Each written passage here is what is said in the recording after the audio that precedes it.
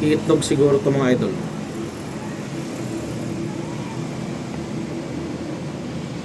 So, makyat eh. Ito, iwan ko lang kung itlog to mamaya. Kahapon, may itlog yung kahapon.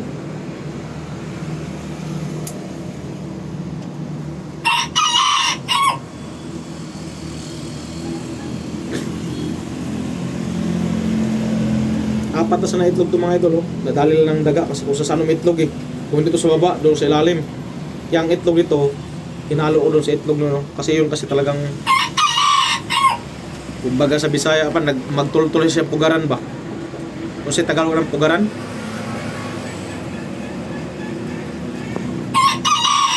Itlog yan.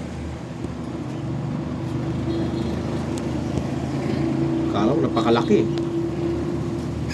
Haskang gamay na yan, anak ko. Aking labuyo. Yan ang tuloy ng labuyo. Galing sa Sriaya.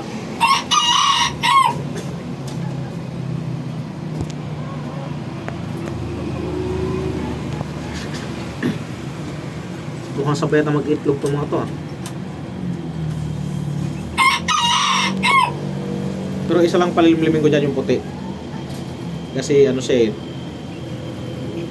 tumutol sa kanyang itlogan eh. Hindi kagaya ng itim na hindi marunong tumultol kung saan saan lang eh. Itong puti tumutol eh. Aba Tagalog sa tultol mga idol?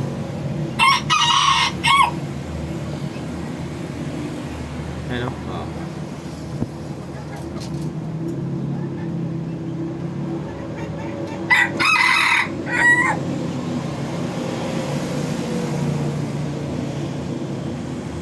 Sabi niya, 5 lang yung itlog ko kanina kahapon ah. Bakit ngayon naging 7 na?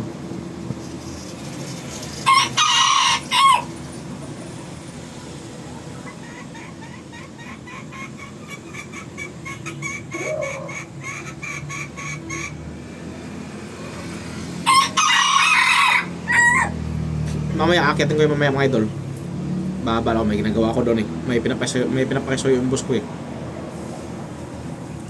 Ating kulungan, sarado natin. Maganda ko lang to kasi kasya tao sa pintuan. Sana? Ayun o. Dapat pala lagyan pala isang dapuan pa malapit sa ano.